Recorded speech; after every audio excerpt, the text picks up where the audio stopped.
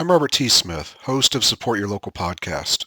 I want to take a moment to remind you to hit that fast forward button. That is, unless you want to hear about something good being done. Anyone who knows me knows that I love bowling. In 2016, I founded the Smith Family Bowling Scholarship Foundation, intended to honor my father's hard work and dedication to community service and award scholarships to youth bowlers throughout the nation. To date, we've awarded well over $15,000 in scholarships. If you are a bowler, know a bowler, have ever seen a bowler, or heard about anyone who has ever seen a video of a bowler, I'd love for you to help promote the SFBSF and its mission. Please go to sfbsf.com and see what we're all about. While you're there, please consider hitting that donate button and helping us make a brighter future for our youth. Again, that's sfbsf.com. Thank you for your time. He stuck his finger in the end of your what?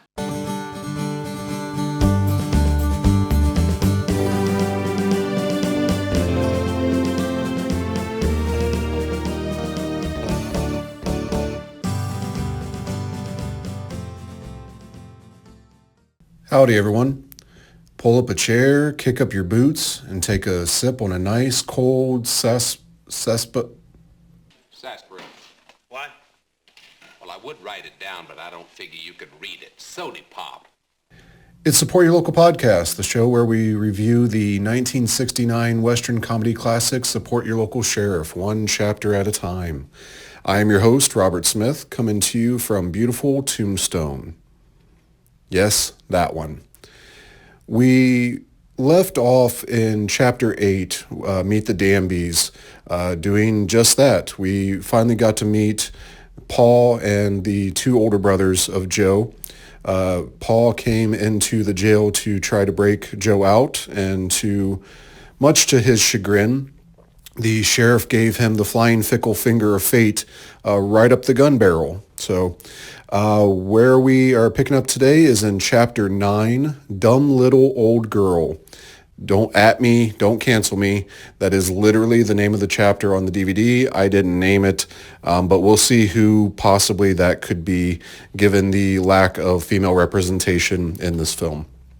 Before we dive into that, though, I do want to take a moment to kind of take a look at the landscape of the land, or the lay of the land, with a look at not just the time frame that the movie is set in, but the time frame that the movie actually came out in a little segment that I like to call It Came in '69. That gun had gone off, it had blown right up in the face. Now, it wouldn't have done my finger a hell of a lot of good either, would it? So in 1869, Mary Mallon, Typhoid Mary, is the first known asymptomatic carrier of the pathogen associated with typhoid fever. The foundation stone is laid for Neuschwanstein Castle in Bavaria, which is southern Germany. Work on the Wallace Monument is completed in Stirling, Scotland. The P&O's SS Carnatic runs around and sinks in the Red Sea with 31 drowning. Black Friday, the Fisk gold scandal causes a financial panic in the United States. Fast forward 100 years to 1969. Race riots begin to break out in Hartford, Connecticut due to the racial unrest and disputes between classes. Obviously, 69 was a bit of a tumultuous year. We've heard that throughout the episodes. In protest to the British government's involvement with the events of Biafra and their support of U.S. troops in Vietnam, John Lennon returns his OBE medal. King Idris is overthrown by a coup in Libya. The revolutionary government's now led by Muammar Gaddafi. The termination of a U.S. Air Force base is put in place. Ho Chi Minh, the North Vietnamese president, dies. He is one of the founders of the Democratic Republic of Vietnam in 1945. A report by the U.S. FDA is released claiming that birth control pills are safe. This is a concern of possible blood clotting associated with pills, but otherwise they are deemed safe for consumer use. I'm sure that will not cause any type of political unrest in the future. Known for their anti-Vietnam War protests, the trial of the Chicago 8 begins. And the Beatles released their Abbey Road album, receiving critical praise and enormous commercial success. The Brady Bunch premieres on ABC, the comedy series created by Sherwood Schwartz. The German Minister of Armaments, Albert Speer and Baldur von Schirach, the leader of the Hitler Youth, are freed from Spandau prison. The two Nazi war criminals served in total 20 years in prison. And the first African-American superhero, Sam the Falcon Wilson, is introduced in the Captain America series by Marvel Comics and becomes the new Patriotic Avenger. And this has been It Came in '69.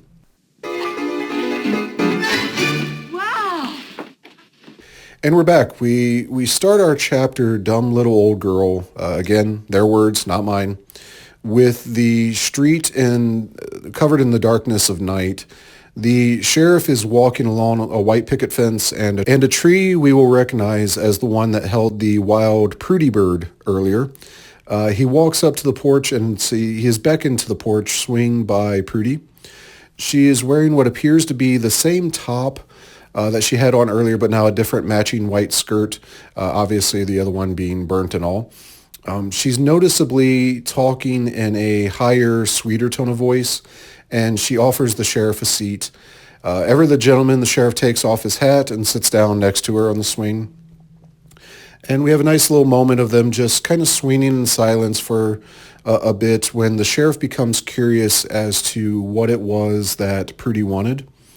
She seems surprised by the question, and I'm left to wonder if she had fantasized about this exact moment, but had not really thought through it far enough to warrant an actual conversation. Apparently in the dream, she's just swinging and swinging forever in silence. Whoop, whoop, whoop. We have our first Western trope alert.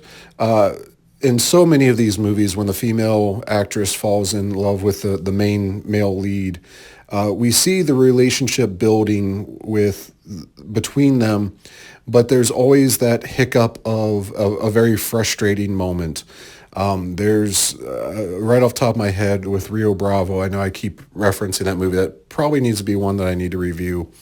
But there's the moments where Angie Dickinson is coming on to John Wayne and through his ignorance and stern comments, pretty much blows his chance of getting with her.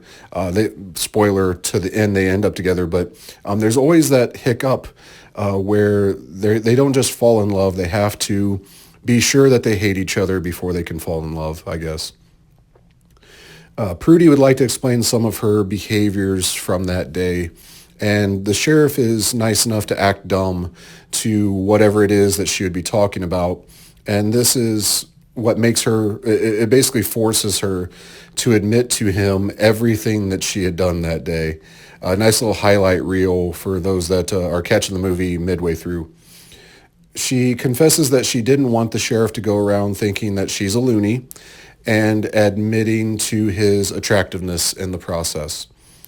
While the sheriff says that he believes people should lay their cards on the table in honesty, she seems confused by what that means. And with the actions that she's had in the past, and the fact that she doesn't seem to know what "how can I be of service" or "put your cards on the table" means, I have to ask this question. Is the title of this chapter accurate? Is she just flat out dumb? And I'm not entirely sure if she's meant to be reacting to not having a intelligent, well-spoken person to talk to, or if she truly doesn't grasp the conversation. And I'm willing to give her the benefit of the doubt, as she has grown up quick in a rough and tumble West, but, ultimately I don't know. She seems offended by the sheriff talking about a permanent relationship, and I wonder if she knows that means marriage and not just a romantic entanglement. Prudy storms off into the house, and we hear a crashing noise. The sheriff calls out to check on her, and she tells him to buzz off, basically. So now would be a good time, as Prudy storms off into the house and our scene fades, to take a look at the actress behind Prudy, our beloved Joan Hackett, in a segment that I like to call Remember the Name. That's about all I'm going to do the rest of my life is go around remembering your name. And welcome back to Remember the Name, the segment of our show where we take a bit of a deeper dive and take a look at a member of the cast, a member of the crew that made this movie possible. Today we're going to take a look at Ms. Joan Hackett, our leading lady, our love interest of our sheriff. Born in March of 1934, she left us in October of 1983. Starred in several roles during the 60s, various TV episodes, but really became known from her 1968 Western role in Will Penny. Of course, that was just the year prior to this movie coming out, Support Your Local Sheriff, where she would become a little bit more famous. Some highlights of her career. She is a Academy Award Supporting Actress nominee. She did win a Golden Globe, both of which in 1981 for Only When I Laugh, a movie she did with Charlton Heston. This was the last movie that she did, unfortunately, before she died way too soon, only just before her 50th birthday, dying of cancer. When I looked up her information on IMDb and Wikipedia, some of the things that kind of struck my interest was that she was married to Richard Mulligan from 1966 to 1973. So during this time, she was married to Richard Mulligan, of course, famous for Soap, famous for Empty Nest. That's where I know him predominantly from, is from Soap, seeing that on Comedy Central all the time. Joan would not return to the so-called sequel, Support Your Local Gunfighter. She would not be the love interest of James Garner outside of this film. Another interesting tidbit that I found was her epitaph on her gravestone. It says, "Go away, I'm asleep," and I can feel that. That is something that I may be doing with my own. I can appreciate that feeling to finally get some rest. Not that I'm in a hurry to get out of here, but I just found it funny and humorous that that's her gravestone epitaph. But yeah, Miss Joan Hackett, known for various roles. Starting out on Broadway, she was a part of Much Ado About Nothing in 1959. She also was on an off-Broadway play, Call Me By My Rightful Name, where she won 3 awards, including an Obie. Did various stage performances during the 50s and 60s, continued that on into the 70s after this movie. And then she was on the regular list of 50s and 60s and 70s television shows that I think everybody had an episode of. So Bonanza, Twilight Zone. She was nominated for an Emmy for an episode of Ben Casey. Alfred Hitchcock Presents, New Breed, Gunsmoke, The Defenders, Love American Style, Alias Smith and Jones. Movies-wise, she would go on to be in The Terminal Man, Dead of Night, Possessed. Predominantly movies-wise, she was kind of more into TV movies. Not a lot of big roles in looking at her IMDb. Something I did find interesting, again, she passed away in October of 1983. IMDb has her last credit listed on Tales of the Unexpected, where she played in one episode in 1985. So interesting to see, how that came to be, if it was just that long of a production before the show could come out, if it was something that was shelved for a while. But yeah, she was able to actually do her last film credit 2 years after her death. So that was something I found pretty interesting. But that has been the life and career of Miss Joan Hackett, our love interest, our leading lady for this movie. And this has been Remember the Name. You tell him I remember his name. We then hear another crash and her yelling, "Damn, damn, damn." This is the first bit of language in this movie. I apologize. This is supposed to be a clean podcast. I don't stand for such a thing. She then yells at her father for chastising her about the language, and we hear another crash of what sounds like dishes.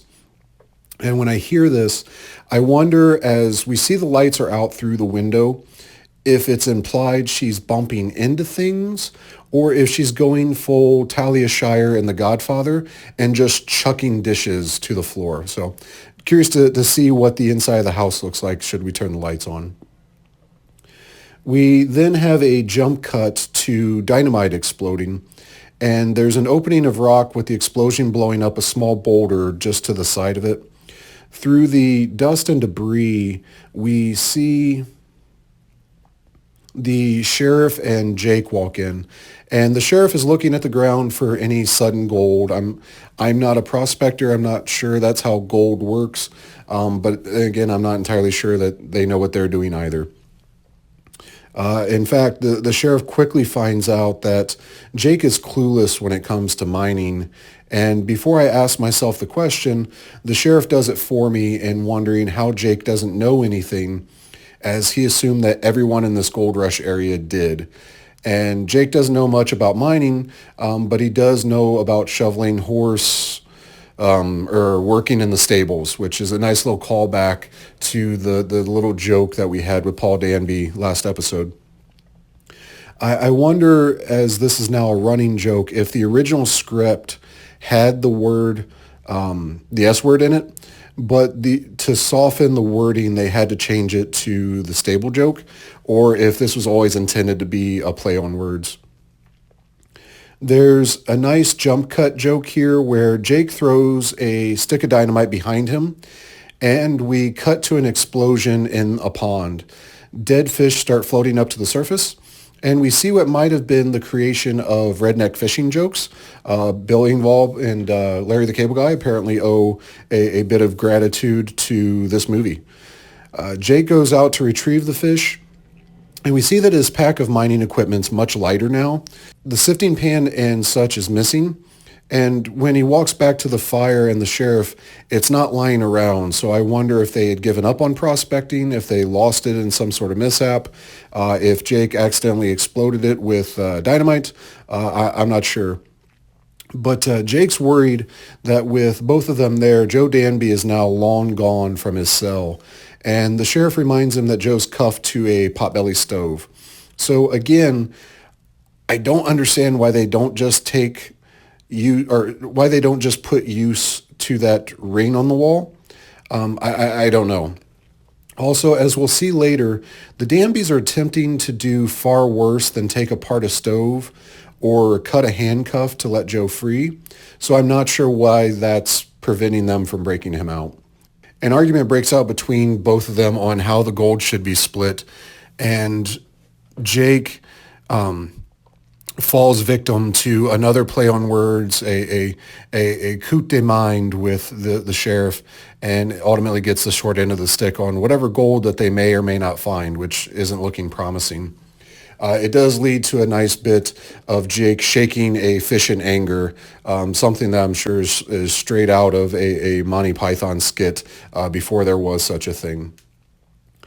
When the sheriff asked Jake what he's done for a living, one of the odd jobs was a horse holder at Madame Orr's house, and easily top 5 jokes.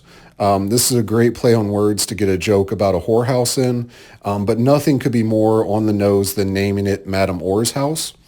Some of the things that just wouldn't fly in a PG era of movies that we have nowadays. The sheriff finds out that Jake's father was hung for being a horse thief, and he's upset to find out about this bit of information about his deputy. And I'm not sure why the sins of the father need to speak to the character of Jake. After all, he just got done saying that he was a horse holder for Madame Orr's house. If he couldn't be trusted with horses, that's probably the last job he would ever have been allowed to have. So the sheriff is mindful of that. He lets Jake know that it's not a deal breaker, partially to the chagrin of Jake. I'm sure he would have gladly accepted that out. But the sheriff kicks back to take a nap, and we get a good look at his gun belt. There are noticeably 3 empty loops for bullets, and that would track because he used 2 in the hardware store, 1 to shoot the man in the balcony. There would be a 4th one from shooting the nail in target practice, but he could just be the type that waits until a few shells are spent before he reloads. There is a nice fade cut from the sheriff lying down napping to the sheriff stretched out in a chair on the porch of his office. The streets are nice and quiet compared to prior, when we hear whooping and gunshots. A group of folks right into town fast, but the sheriff takes a rope he had stretched across the road and secures it to his hitching post. He pulls it tight and it trips the incoming horses and it throws the riders. And this is where I love and appreciate the practical era of filmmaking. The way that they make it look like he was tripping horses and throwing riders was by doing exactly that. He was tripping horses and throwing riders. The horses get up and run off. And if you take a look at the guy closest to the camera, so near the bottom of the screen, he 1000% gets trampled by that horse. I don't know how he could not have. I swear I see the hoof go directly through him. Just another mad props, as we had earlier in the opening scene with the wagons coming into the boom town. Just mad props to stuntmen of that era that literally put their lives on the lines just for a simple gag joke. Now that the sheriff has drove his point home real good with the crowd, that there's to be no loud nonsense in the streets, he goes into the jail, and we find Joe in his cell holding a mortar plate for a gentleman who is setting the bars for the sale. And Joe wonders if the sheriff has heard anything from his pa and his brothers, and the sheriff assures him that he's sure they're planning a jailbreak for him. With this bit of information, Joe's face lights up at the prospect of it, and we close our chapter with the sheriff leaving and Joe's face turning to a look of hatred for the sheriff, and speaks volumes to the acting ability of Mr. Bruce Dern. He's literally beaming with joy at the prospect of his family breaking him out of jail.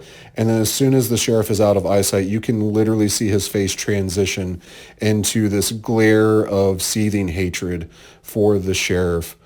Nice bit of acting, a great bit of acting, and one that you just don't expect that level of it for a silly comedy. But mad props to Mr. Bruce Dern. And that is the end of our chapter. We will return next week for Chapter 10, Dead Troublemakers. I'm not sure who ends up dying, but hopefully it's not our sheriff and our deputy. We have a little bit of movie to go yet, and I wouldn't want to see them go so soon. Until then, if you haven't already, please check us out on our social medias, Facebook, Instagram, YouTube. We are available at Support Your Local Podcast. If you have not already, please subscribe to us on your favorite podcatcher. We should be on all of them out there. If not, hit me up and let me know so we can get that available to you. Worst case, you can always go to supportyourlocalpodcast.com. If you have any questions, comments, concerns, feedback, always you can hit us up on the social medias, or you can shoot us an email at supyourlocalpodcast.com. That's SUPP, yourlocalpodcast @gmail.com. For right now, we will break as friends, but I do want to leave you a Roberts Recommends. Obviously, as I said before, I'm really big into listening to the Movies by Minutes podcast. If you haven't already, check out moviesbyminutes.com, where you can see all the movies that either have been or are currently being reviewed by podcasters. I'm sure you'll find some of your favorites on there. Last week, I had recommended Bat Minute, which is one of my favorites, but I have to do a shout out. It's kind of a requirement for any Movies by Minutes podcast to pay homage to the originators. So Gutterballs, which was a Big Lebowski podcast, is credited as one of the originals, but the main kind of power force in the world is our beloved Star Wars Minute with Pete the Retailer and Alex Robinson. They are kind of the ones that have really paved the way for the format that we all enjoy. So they are currently reviewing Solo, a Star Wars movie, but they have already gone through the original trilogy, the prequels, and moving into the Now trilogy. But yeah, give them a listen. They are great and funny and informative. Even as big a Star Wars nerd as I am, I learn something new almost every day. Those guys are the real experts in regards to that. So give them a listen. Check them out. But until then, my folks, I love you all. I thank you for giving us a listen. Please come back to us next week as we do Chapter 10. But until then, I thank you for your time. And as always, support your local podcast. He stuck his finger in the end of your what?